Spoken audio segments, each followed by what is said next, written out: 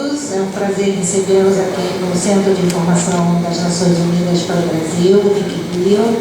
Meu nome é Maria Castina, eu sou assessora de comunicação desse escritório. Estou representando o nosso diretor, que infelizmente não pôde estar aqui hoje, ele está numa reunião em Brasília.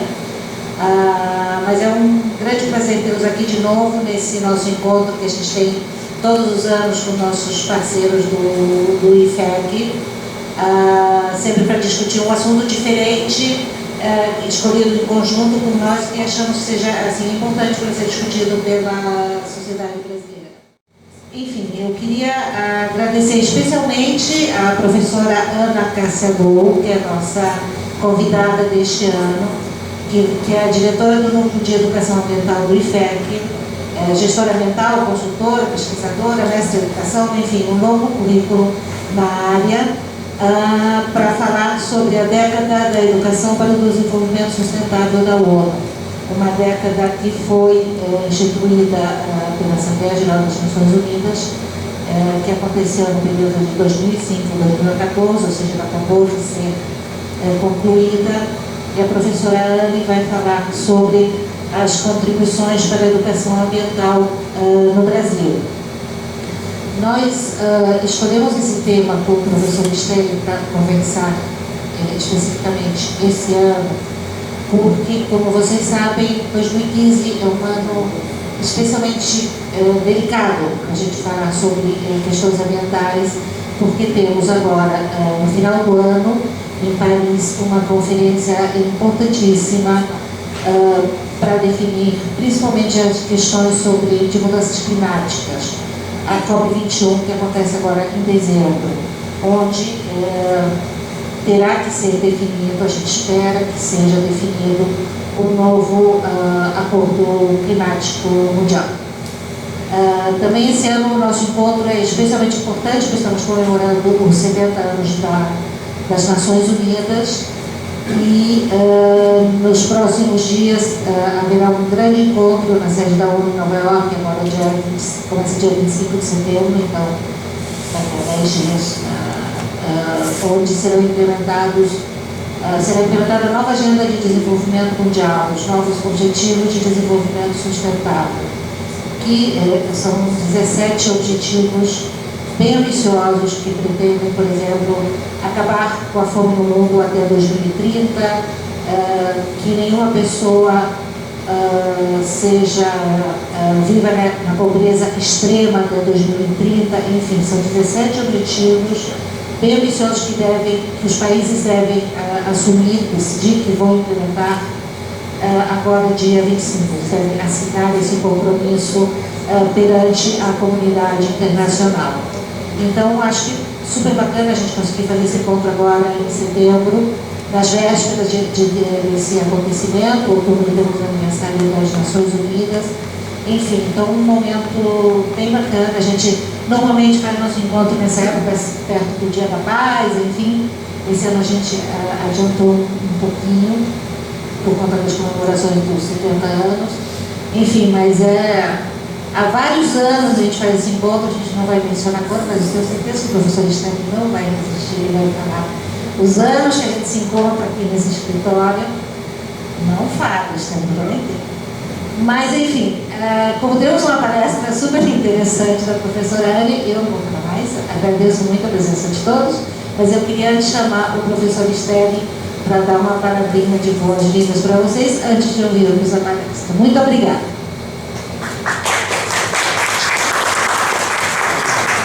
Minhas palavras serão muito breves, sempre de agradecimento ao Wikileaks, que é o escritório de representação da ONU. Como a Valéria bem falou, não vou pontuar quantos anos, só vou dar uma dica, mais do PCM, que nós temos essa atividade permanente, é nossa companheira desde o início, o Dr. Carlos, que é o diretor daqui, depois veio o Dr. Giancarlo Suma, que até hoje em dia é o diretor, nosso agradecimento.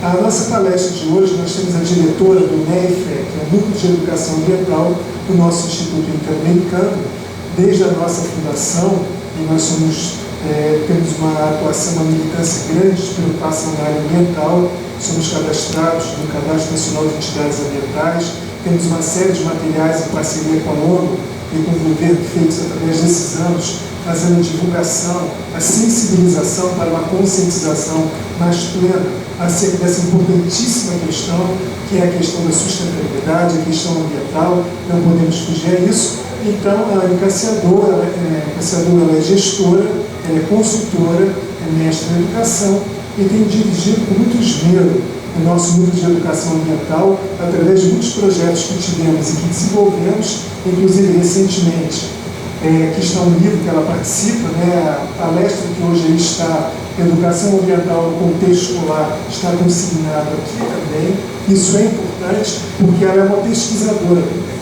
Então isso nos dá um alento bastante interessante, porque é uma pessoa que está atualizada plenamente dentro do contexto no qual ela vai versar. Então, eu gostaria que você, por favor, viesse, e para que pudesse assumir aqui. Eu não sou de falar muito, só agradecer a presença de vocês. Essa reunião, por uma própria questão física, é sempre um petit comitê, e são pessoas voltadas, focadas realmente à área conforme o ano. Já tivemos palestras da área ambiental, da área de educação, completamente, e de outras áreas. Conforme a temática, nós convidamos então as pessoas. Fui apresentada, meu nome é Anne, participo do IPEC já há algum tempo, até que a gente definiu institucionalizar a parte da educação ambiental, do meio ambiente, formamos um núcleo de educação ambiental, no qual estou coordenando. Bom, primeiro queria agradecer a oportunidade que a Valéria tem nos dado aqui, também a presença de todos vocês. Bom, falar um pouquinho do Núcleo de Educação Ambiental do Instituto, trouxe algumas imagens aí para ilustrar as nossas ações. A gente trabalha fundamentalmente com ações de formação em educação ambiental e gestão ambiental, então a gente busca fazer esse link, esse diálogo da educação no processo de gestão ambiental. Então, a gente realiza palestras, temas ambientais, educacionais, umas imagens aí para ilustrar. A gente tem um eixo dentro do núcleo que a gente chama de educomunicação, que é um conceito que vem sendo bastante difundido, principalmente em algumas políticas públicas do MEC, do Ministério do Meio Ambiente, que pensa o viés da comunicação, mas com um contexto educacional. Então a gente traz esse conceito da educomunicação que se materializa por meio desses informativos, dessas cartilhas, esses materiais impressos que vocês receberam, que são uma parceria nossa com a imprensa oficial, então todos esses materiais são entregues de forma gratuita. A gente tem uma parceria também com a UFRJ, um projeto muito interessante que é o CUCA, é o Curso de Cinema Ambiental. Então, em algumas dessas palestras e cursos, a gente utiliza vídeos que foram feitos pelos alunos desse curso, no sentido de problematizar a questão que está sendo colocada naquele curso, naquele vídeo, e também uma participação do NEA-IFEC em espaços públicos de gestão ambiental. Daí eu destaco a nossa participação no Conselho Consultivo da Serra da Tiririca. A gente entende que é importante ocupar esses espaços, fazer presente nesses espaços públicos, também como forma de exercício da cidadania e representação social do Instituto. Bom, o tema de hoje é a década da educação para o desenvolvimento sustentável, pensando nas contribuições para a educação ambiental no Brasil. Esse primeiro slide, na verdade, é até para me situar um pouco e organizar o que vai ser dito.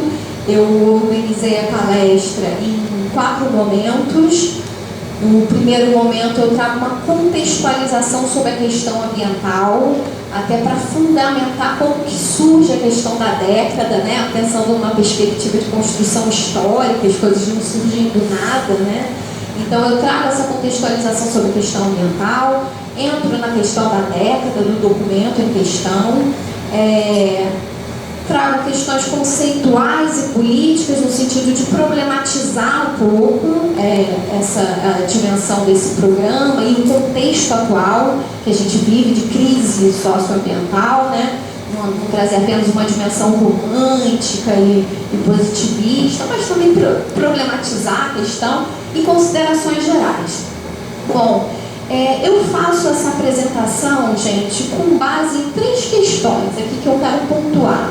Eu analiso fundamentalmente um documento da ONU, Unesco, que foi publicado em 2005, que é o Plano da Década da Educação para o Desenvolvimento Sustentável. Ou seja, é um documento que orienta como que esse programa da década ela pode vir a ser implementado. Então, eu me baseei nesse documento, até para não me perder muito, porque são muitos documentos, né? Então, eu priorizei esse. E aí que eu trago um diálogo com autores contemporâneos, autores tanto da área da educação ambiental, mas da sociologia em geral. Então, trago uma visão desses autores, não só sobre a questão da década, mas num contexto geral. E eu destaco também o pensamento de um grande estadista. Na verdade, eu quis caracterizá-lo como um grande estadista, ele tem diversas outras características, e eu trouxe esse pensamento dessa figura, que eu vou deixar um pouco um mistério, até mesmo talvez para provocar, inquietar vocês quem é essa tal pessoa, porque é com base no pronunciamento dele agora de 2015 sobre a questão ambiental, e eu acho que muito tem a ver com esse contexto aí que vai ser discutido. Então eu faço essa ligação entre essas 3 questões. Bom, gente, confesso assim, não vou mentir, estou um pouquinho nervosa, caso eu tropece nas palavras, enfim, vocês considerem isso, né? Bom, queria iniciar com a Constituição Federal, artigo 225, que nos garante, né, a questão ambiental, dizendo que todos têm o direito ao meio ambiente ecologicamente equilibrado, bem de uso comum do povo, impondo-se ao poder público e à coletividade o dever de defendê-lo e preservá-lo para as presentes e futuras gerações. Eu queria pontuar uma questão muito importante dentro desse artigo, além de garantias das questões ambientais no Brasil, né? É que o artigo 225 diz que é dever do poder público e da coletividade. E isso necessariamente passa por atividades de formação, porque não adianta só estar escrito na Constituição Federal, né? Então, a gente se baseia, do IFEC, né? A gente se baseia no sentido de tentar materializar o que está dito na Constituição Federal com essas ações de educação ambiental, no sentido de fortalecer o que está dito, né? Da coletividade, por meio da formação ambiental, exercer esse dever e também exercer o seu direito de cobrar às autoridades públicas o dever que ele deve cumprir, né, em relação à questão ambiental. Bom, entrando no primeiro pontinho que eu falo sobre a contextualização da educação ambiental, vou passar muito rapidamente, mas que eu acho que são pontos interessantes para pensar num panorama geral em relação à questão ambiental no Brasil e no mundo. Eu trago aqui as 3 vertentes do ambientalismo e que necessariamente influenciam nas correntes político-pedagógicas da educação ambiental. Esse é um estudo de um autor chamado Martinez Alier, da Espanha, e que ele tentou caracterizar o que é esse movimento ambientalista desde lá da década de 70.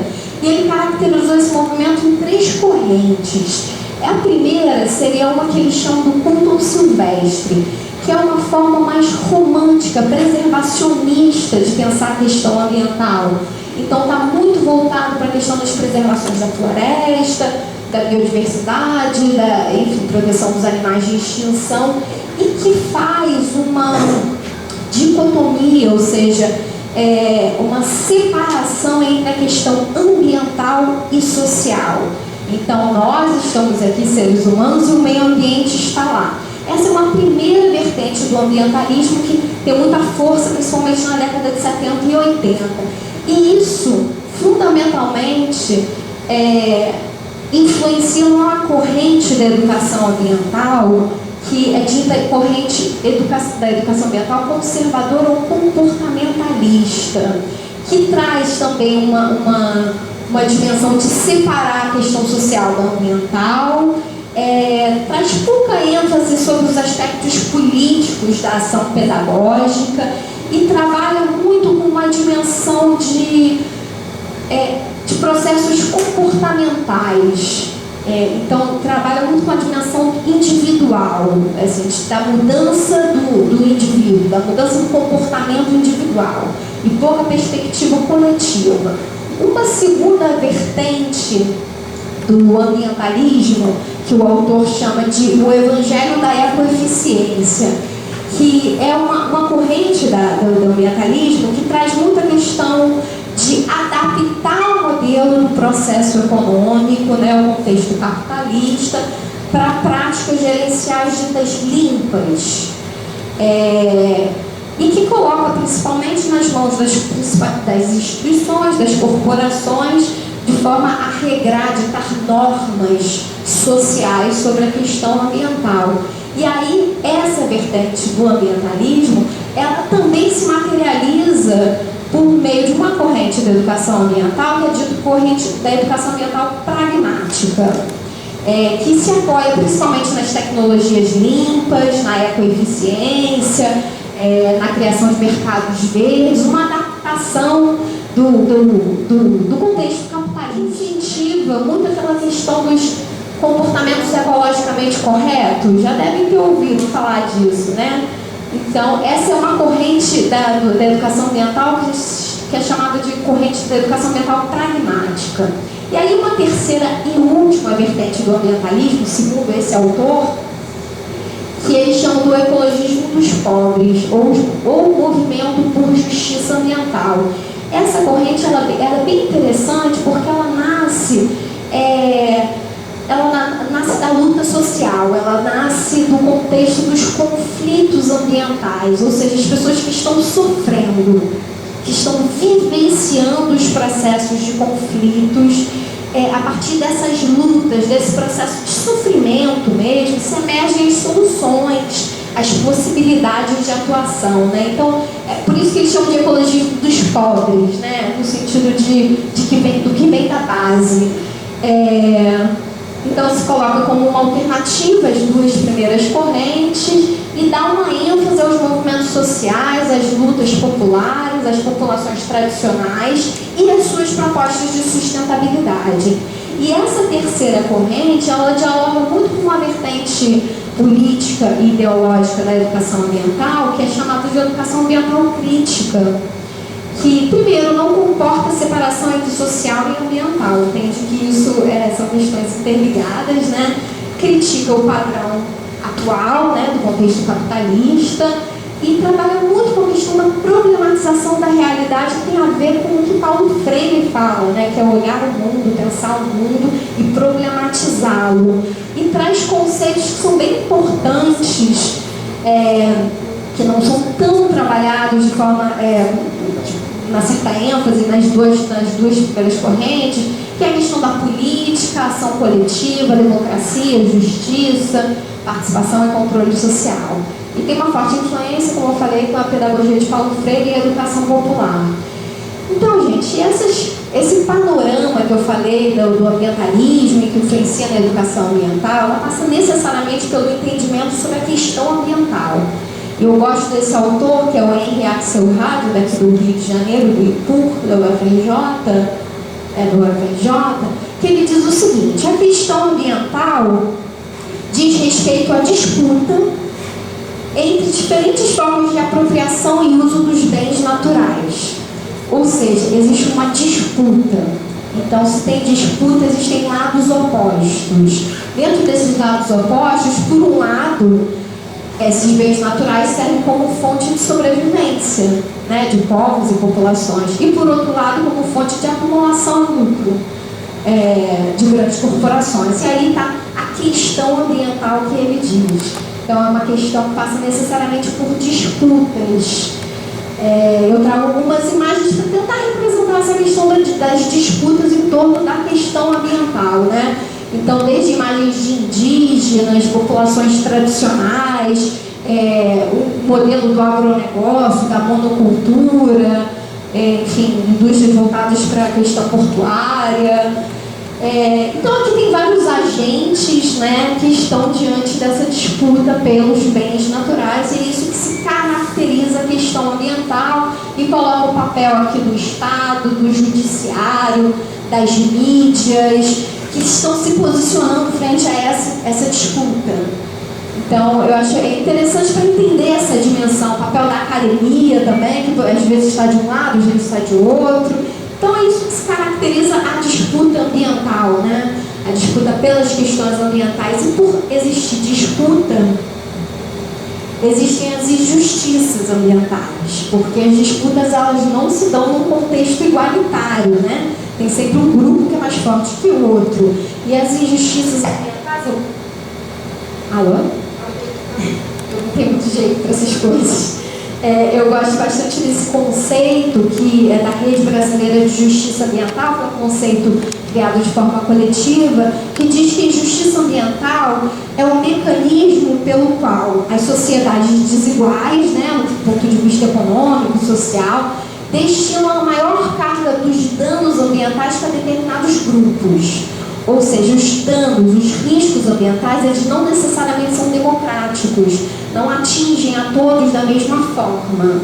Essa é a discussão que vem sendo feita desde a década de 90 e está se fortalecendo no meio desse movimento de justiça ambiental. Ou seja, os danos ambientais, eles necessariamente vão para determinados grupos, principalmente grupos tradicionais, enfim, os pobres, negros e populações marginalizadas e vulnerabilizadas.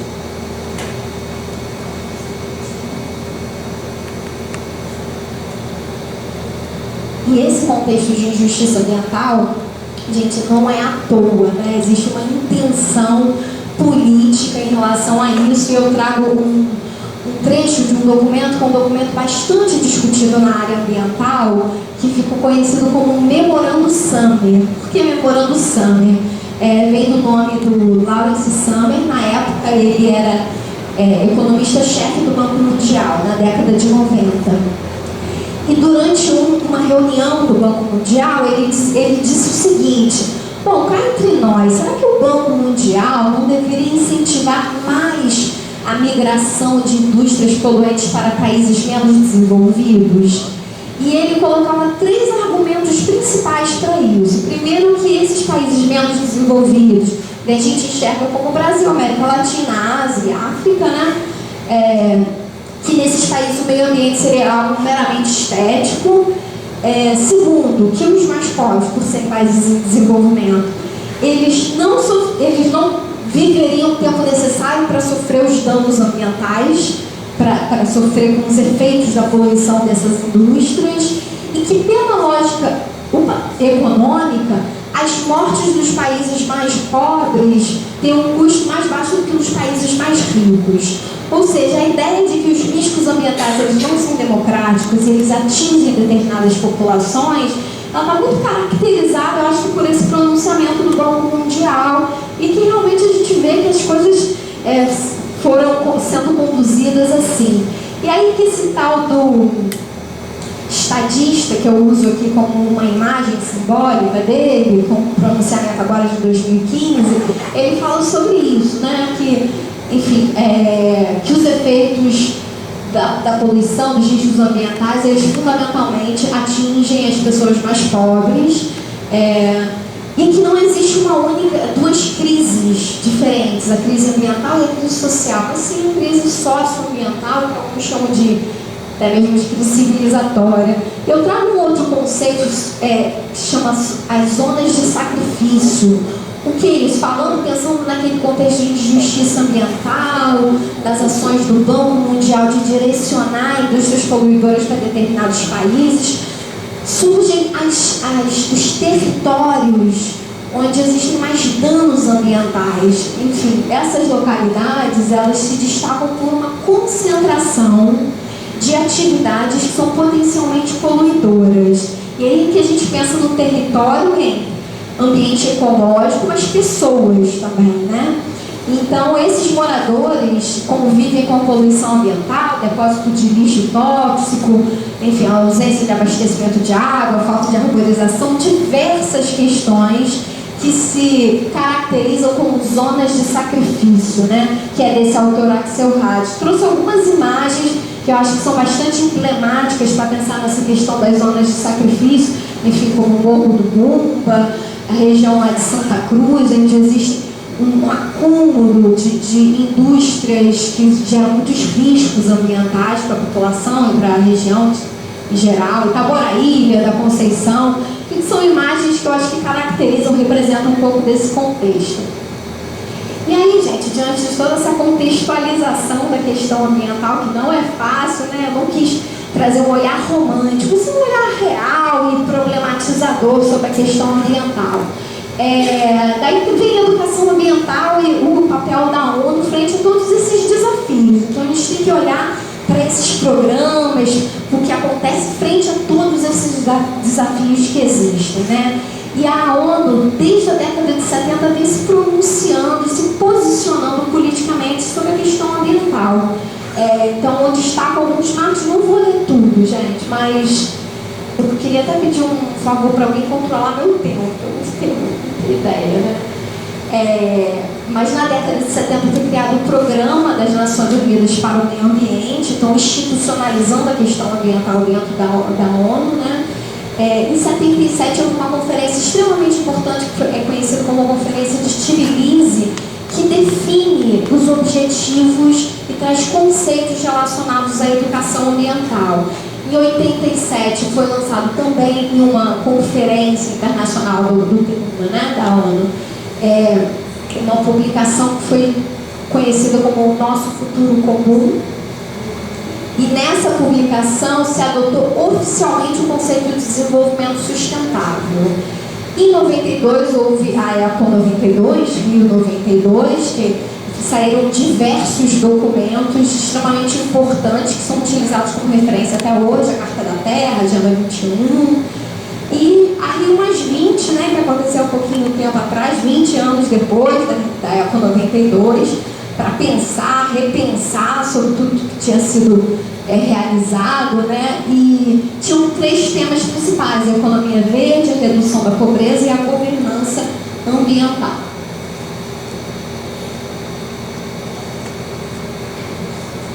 Trago os 2 principais conceitos que têm a ver com o tema de hoje, né, da educação ambiental, que foi definido na Conferência de Tbilisi, que diz que é uma dimensão dada ao conteúdo da educação, orientada para a resolução de problemas ambientais concretos, através de um enfoque interdisciplinar e com a participação ativa e responsável do indivíduo e da sociedade. Então, traz a dimensão individual e coletiva, o caráter interdisciplinar da educação ambiental e trabalhar sobre o enfoque dos problemas, né, da resolução dos problemas. E no que diz respeito ao desenvolvimento sustentável, o conceito, né, que foi criado em 87, é o desenvolvimento capaz de suprir as necessidades atuais sem comprometer as necessidades das gerações futuras. Então, para contextualizar também essa questão da década desse documento, em dezembro de 2002 foi anunciado na Assembleia Geral das Nações Unidas a década,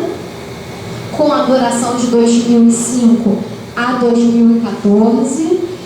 A Unesco, isso é importante porque algumas pessoas confundem o que a Unesco tem a ver, enfim, fica uma confusão, né, em relação a isso, mas a Unesco ela foi designada como agência líder para promover a década e elaborar um plano de implementação, que é o que eu me baseio aqui nessa apresentação. E, enfim, a Unesco diz nesse plano de que a educação não é somente prioritária, mas ela é indispensável diante de todos os desafios de pobreza e consumo de crescimento da população, desigualdade, enfim, todos os desafios que a gente sabe que existem no mundo, né? É importante dizer também que a década ela está alinhada com outros programas da ONU, então não é uma coisa que surge desconectada com outras ações e princípios, né? Então ela tem um alinhamento com os Objetivos de Desenvolvimento do Milênio, o Programa Educação para Todos, a década da alfabetização, porque todos trazem uma dimensão com objetivos em comum. A melhoria da qualidade de vida, exercício dos direitos humanos, enfim, então são objetivos que dialogam. Então, a década tem a ver com todos esses outros programas. Bom, no documento, esse programa ele é previsto para acontecer não só no ambiente formal, gente, dentro da sala de aula, dentro das escolas, mas eles são muito claros em relação a isso, que é para ser direcionado no ambiente não formal também, para ser trabalhado dentro de organizações comunitárias, ambientes de trabalho. Então, traz a perspectiva formal e não formal, que é no sentido de dar maior capilaridade ao programa, né? E eu quis dimensionar uma coisa que eu achei bem interessante dentro do documento, que fala sobre educação, enfim, mudar, desenvolver valores e comportamentos voltados para a questão da educação e do desenvolvimento sustentável. Eu achei bem importante essa questão que eles falam sobre valores, porque existe uma tendência nos programas, nas ações de educação ambiental e de desenvolvimento sustentável, que trabalham muito com a concepção de mudança de comportamento.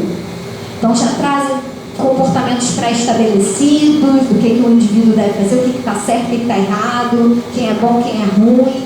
E aqui eles falam sobre mudanças de valores, que a grande questão é, mudar comportamento é sinônimo de mudar valores?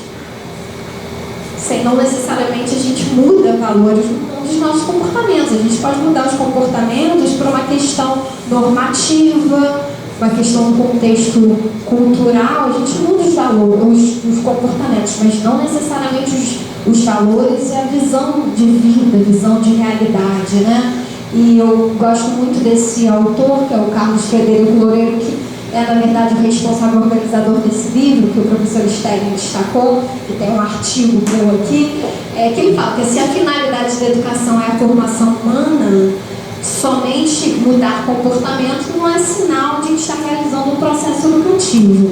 Então, eu quis trazer essa dimensão que eu achei muito importante no documento da ONU, que enfatiza a questão de construção de valores, e não só de mudanças de comportamento.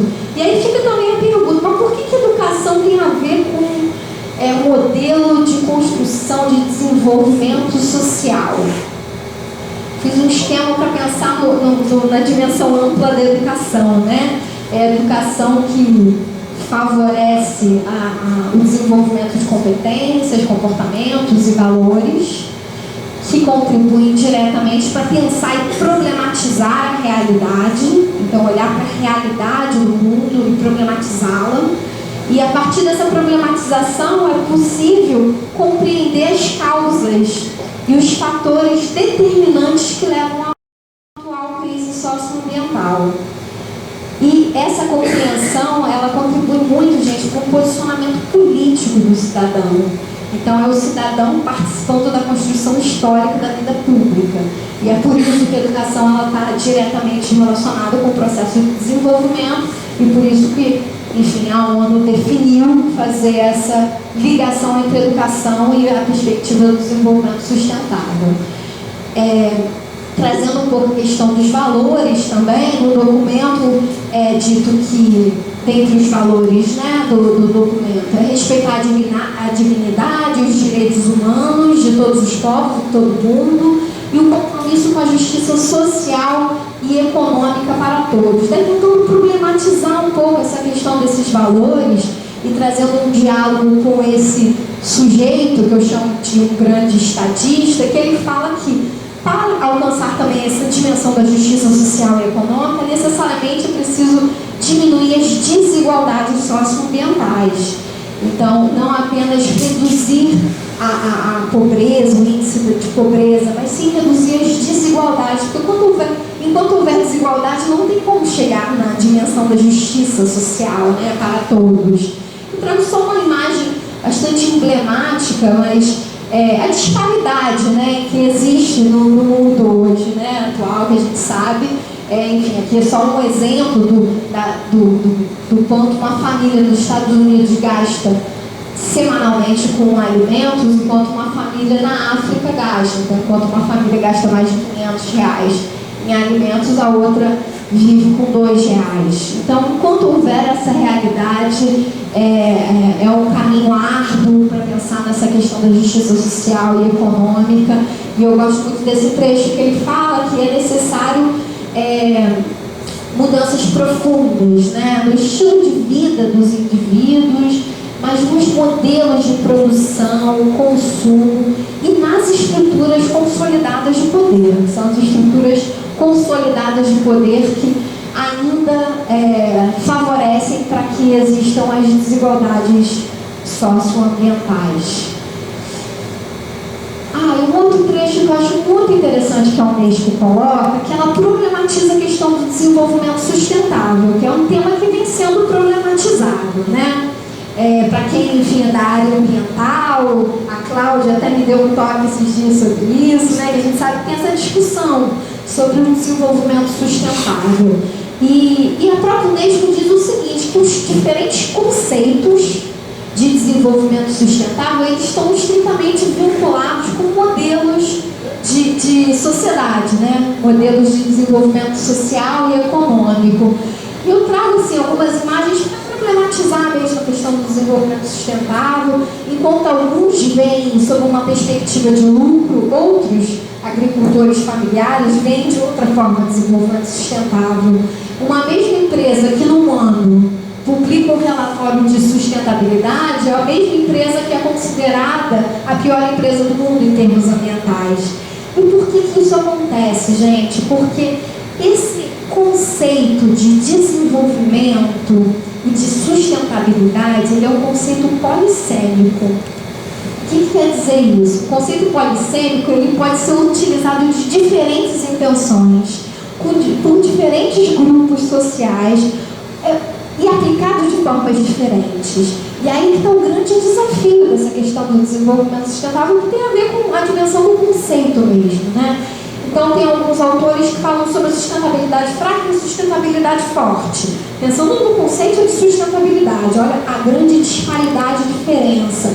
Uma pensa que é aquela que aceita certa perda de patrimônio natural em decorrência do progresso econômico, e traz uma posição antagônica entre o social e o ambiental, e sua sustentabilidade.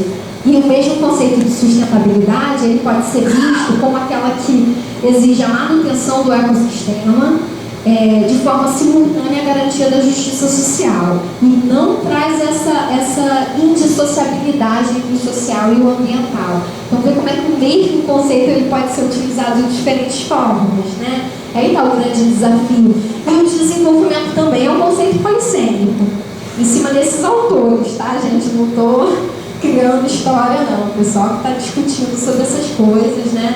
Enfim, desenvolvimento ele pode ser visto como sinônimo de crescimento econômico, progresso, produção de mercadorias, vista como uma série sucessiva de etapas, né? Uma após a outra, que passando de uma perspectiva de sociedades tradicionais, por exemplo, com o objetivo de se chegar a sociedades modernas e industriais.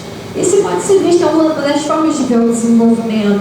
E outra forma de ver o desenvolvimento é um movimento não linear, ou seja, não é uma etapa sucessiva, uma atrás da outra, que tem assim, mediação de várias dimensões, então é uma visão muito complexa do desenvolvimento, e não sugere necessariamente que uma sociedade que vem a vir, ela é melhor do que uma antiga, uma com suas tradições culturais. E também que não haja uma sociedade ideal a ser atingida, um modelo único de desenvolvimento para a sociedade.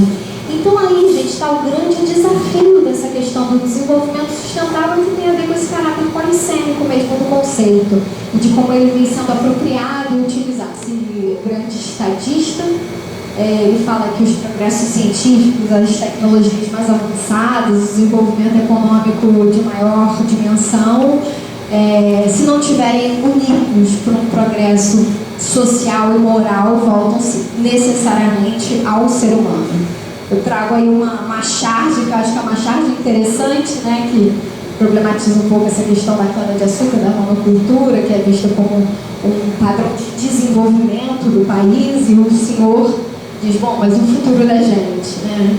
Eu acho que é um pouco para problematizar isso. E diante, gente, dessa complexidade que tem a ver com a temática do desenvolvimento sustentável, alguns autores e movimentos sociais que vêm desde da Eco 92, que foi muito ratificada num tratado que chama o Tratado da Educação para Sociedades Sustentáveis, agora me fugiu o nome todo, mas fala sobre a ideia de sociedades sustentáveis.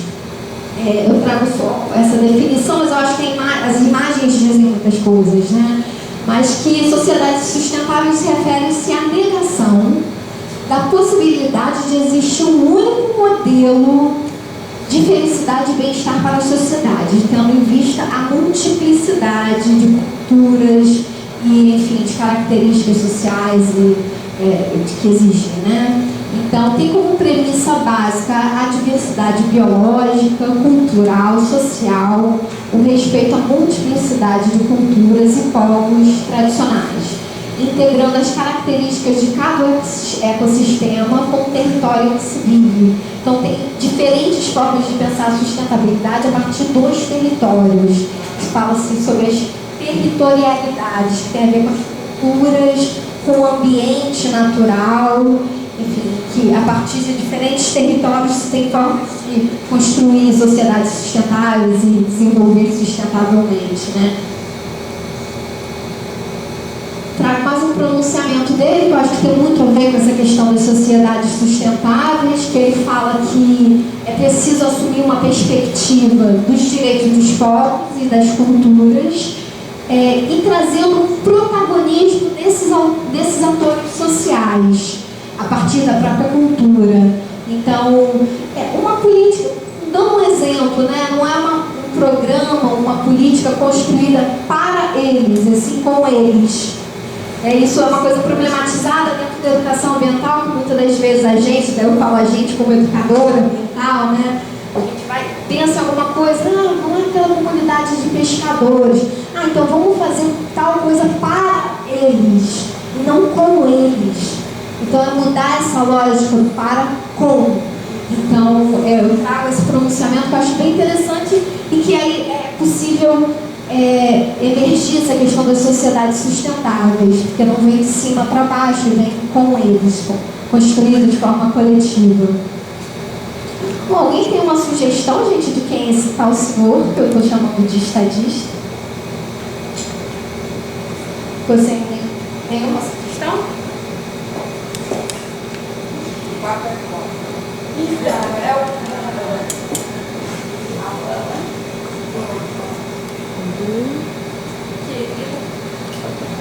Opa, foi? Tá saindo na voz? É o querido Papa Francisco, né? Opa!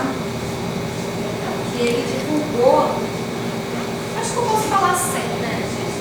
Ele divulgou uma encíclica que foi chamada de encíclica sobre o cuidado da casa comum.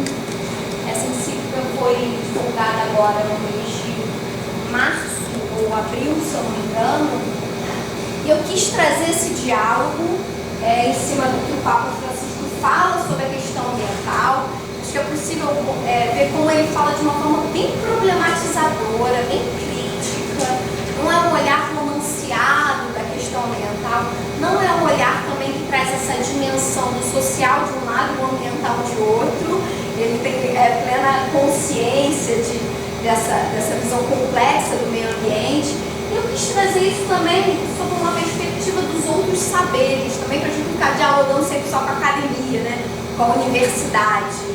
Pensar em trazer esses outros saberes, até porque as sociedades sustentáveis contemplam justamente isso, a voz de outras pessoas. Então, trazer uma outra dimensão, enfim, todo o papel que ele tem social, que eu quis trazer ele como um grande estadista, só para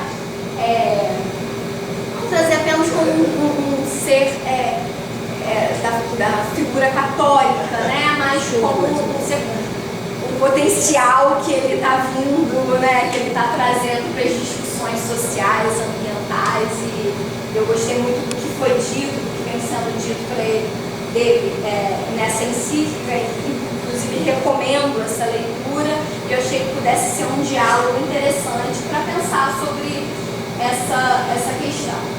Bom, gente, como considerações gerais, os anos 2014, 2015 marcam o fim da década e a reestruturação da agenda. Então, eu entendo como o fim de um ciclo, né? Não é algo que está terminado, né? É algo que vai acontecer, enfim, vai se reestruturar, né? A década da Educação para o Desenvolvimento Sustentável, ela contribuiu significativamente para um caráter de publicização da educação ambiental. E aí eu agradeço a ajuda da amiga Cláudia, que me alertou sobre isso, ou seja, a década ela favoreceu uma maior capilaridade da educação ambiental.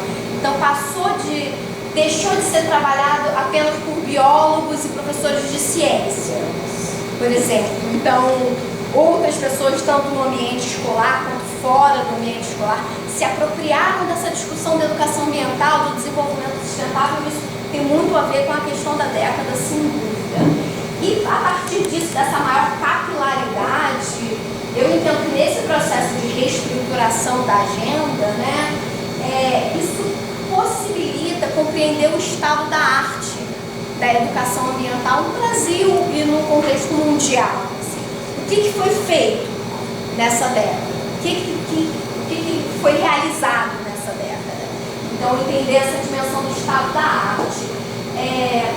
Pensar que a educação ambiental ela não reside apenas na certeza dos resultados, né, resultados tangíveis, mas também numa construção permanente de novas possibilidades, de reflexões que trazem um aprendizado e que possibilitam criar um desenvolvimento, enfim, um processo que respeite as múltiplas culturas e traga fundamentalmente esperança, né? Eu gosto muito do que Paulo Freire fala, que eu sou uma legítima freiriana, me coloco como uma freiriana e trago isso o tempo todo frio mega, né? Que Paulo Freire fala que a gente não pode perder a nossa capacidade de se indignar, né, nas coisas do mundo, senão a gente, seres humanos apáticos, a gente não quer ser assim, né? Mas sem perder a capacidade de sonhar, de ter esperança.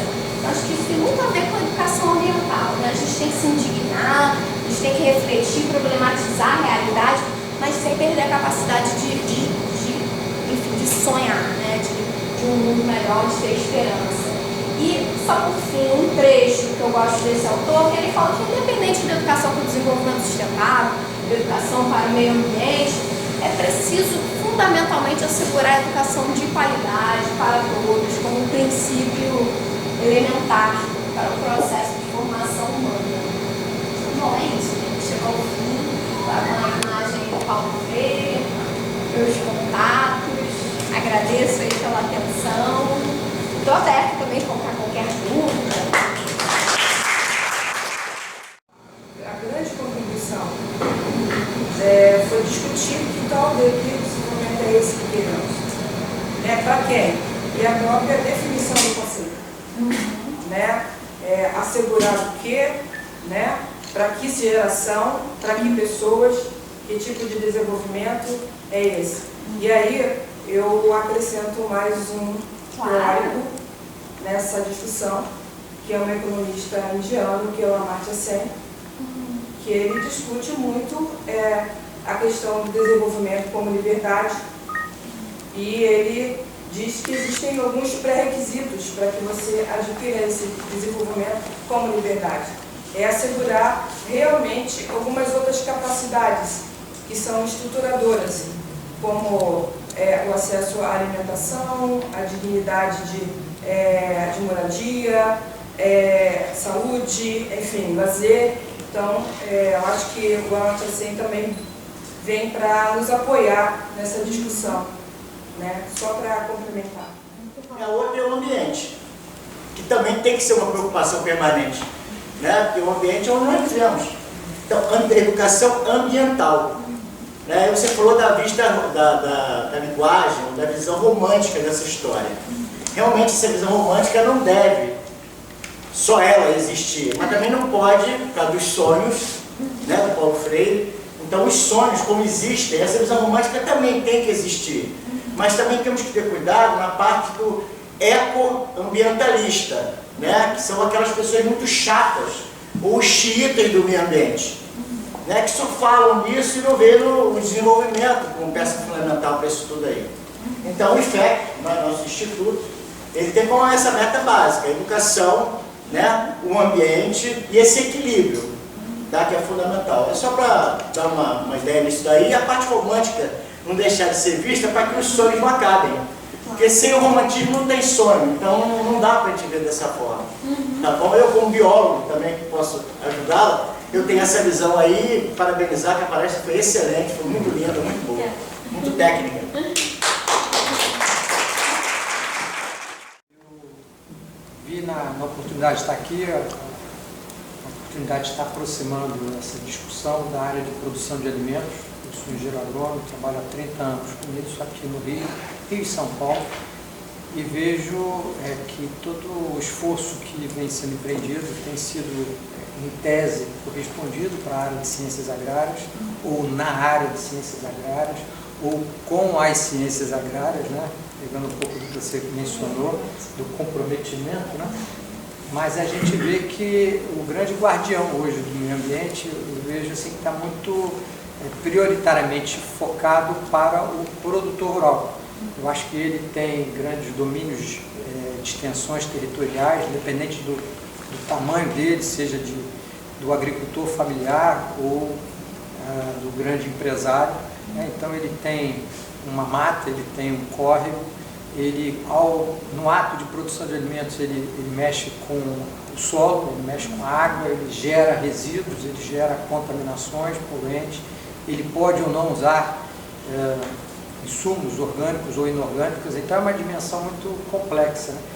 E o meu desejo de estar hoje aqui, não só prestigiando, não conhecia a iniciativa do estudo, mas estar buscando formas de nos aproximarmos para que a gente possa estar contribuindo mais ativamente, trabalhando duro e sonhando, né, com o que a gente quer de melhor. Quero parabenizar também a oportunidade de estar aqui e a palestra. Bom, então, esperamos encontrar todos de novo. Aqui na frente o professor Jorge, que é o diretor-geral do Instituto, e a professora Marta, que é diretora de projetos, aqui junto também com a Anne, que é diretora de meio ambiente. Nós fazemos uma homenagem, que são, agora eu vou falar, são 11 anos de trabalho comum, não só aqui como externamente, entre a ONU e o nosso instituto, que desde 2009 é oficialmente filiado ao DPI da ONU em Nova York, e é através dessa figura emblemática, desde o primeiro momento que chegamos, dele nos apoiando seguidamente nesses 11 anos. Trouxemos uma lembrança para você, Valéria, aquele sinal.